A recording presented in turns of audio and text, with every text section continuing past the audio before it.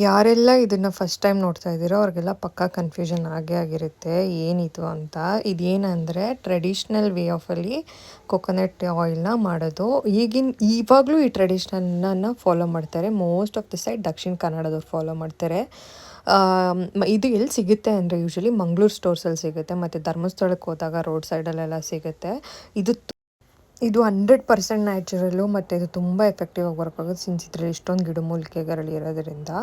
So ಇದಕ್ಕೆ prepare ಮಾಡೋದಕ್ಕೆ ಇದನ್ನು ಎಲ್ಲಿ ತೊಗೊಂಡೆ ಅಂದರೆ ಈ ಗಿಡಮೂಲಿಕೆಗಳದ್ದು ಬಾಟಲ್ ಎಲ್ಲಿ ತೊಗೊಂಡೆ ಅಲ್ಲದೇ ಪ್ಯೂರ್ ಕೊಕೊನಟ್ ಆಯಿಲ್ನ ತೊಗೊಂಡಿದ್ದೀನಿ. ಸೊ ಇದು ಪ್ರಿಪೇರ್ ಮಾಡೋದಕ್ಕೆ ನನಗೆ ಕೊಕೊನಟ್ ಆಯಿಲ್ ಬೇಕು. ಅಂದರೆ ಎಷ್ಟು ನಾವು ಕ್ವಾಂಟಿಟಿ ನೋಡ್ಕೋಬೇಕು, ಆ ಬಾಟಲ್ ಸೈಜ್ ಎಷ್ಟಿದೆ ಅಷ್ಟು ಕ್ವಾಂಟಿಟಿ ಎಷ್ಟು ಬೇಕೋ ಅಷ್ಟು ಕೊಬ್ಬರಿ ಎಣ್ಣೆ ಹಾಕ್ಕೊಂಡು, ಸೊ ಈ ಕೊಬ್ಬರಿ ಎಣ್ಣೆನ ಪ್ರೀ ಹೀಟ್ ಮಾಡ್ಕೊಳ್ಬೇಕು. ನಾನು ಈ ಕೊಬ್ಬರಿ ಎಣ್ಣೆ ಜೊತೆಗೇ ಹರಳೆಣ್ಣೆ ಕೂಡ ಹಾಕ್ತೀನಿ, ಬಿಕಾಸ್ ಇದು ತಂಪು ಅಂತ. ಸೊ ಎಲ್ಲ ಏರ್ ಆಯಿಲ್ ಒಂದೇ ಸತಿ ಮಿಕ್ಸ್ ಆಗುತ್ತೆ ಅಂತ.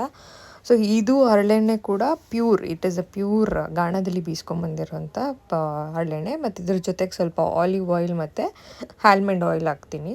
ಸೊ ಇಷ್ಟು ಹೇರ್ ಆಯಿಲ್ನ ಹಾಕಾದ್ಮೇಲೆ, ಬಿಕಾಸ್ ಎಲ್ಲ ಹೇರ್ ಆಯಿಲ್ದು ಒಂದೊಂದು ಬೆನಿಫಿಟ್ ಇದೆ. ಸೊ ಆಲ್ಮಂಡ್ ಆಯಿಲ್ ಹಾಕೋದ್ರಿಂದ ಹೇರಿಗೆ ಶೈನ್ ಎಲ್ಲ ಬರುತ್ತೆ. ಸೊ ಎಲ್ಲ ಒಟ್ಟಿಗೆ ಇದೆಯಲ್ಲ ಅಂತ ಅದಕ್ಕೆ ಹಾಕ್ತೀನಿ. ಸೊ ಪ್ರೀ ಹೀಟ್ ಮಾಡಿದಾಗ ಹಂಗೆ ಕಾಣಿಸುತ್ತೆ. ಈ bottle it is very user friendly, actually ತುಂಬ ಯೂಸರ್ ಫ್ರೆಂಡ್ಲಿ.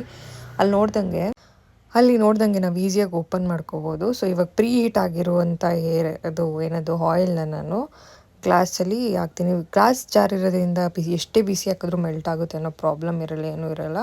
ಸೊ ಇದನ್ನು ಟೈಟಾಗಿ ಕ್ಲೋಸ್ ಮಾಡಿ ಒಂದು ಸತಿ ನೀಟಾಗಿ ಶೇಕ್ ಮಾಡಿದ್ರೆ ಇಲ್ಲಿ ಒಂದು ಈ ಥರ ಟಿನ್ ಓಪನ್ ಥರದ್ದು ಕೊಟ್ಟಿದ್ದಾರಲ್ವ. ಸೊ ಇದು ಸಖತ್ ಯೂಸ್ ಆಗುತ್ತೆ ಇದು ಮಾಡೋಕ್ಕೆ. ಈ ಥರ ಸ್ಟೋರ್ ಮಾಡಿಕೊಂಡು ನಾವು ಎಷ್ಟು ವರ್ಷ ಬೇಕಾದರೂ ಇಟ್ಕೊಂಡು ಹಾಕ್ಕೋಬೋದು.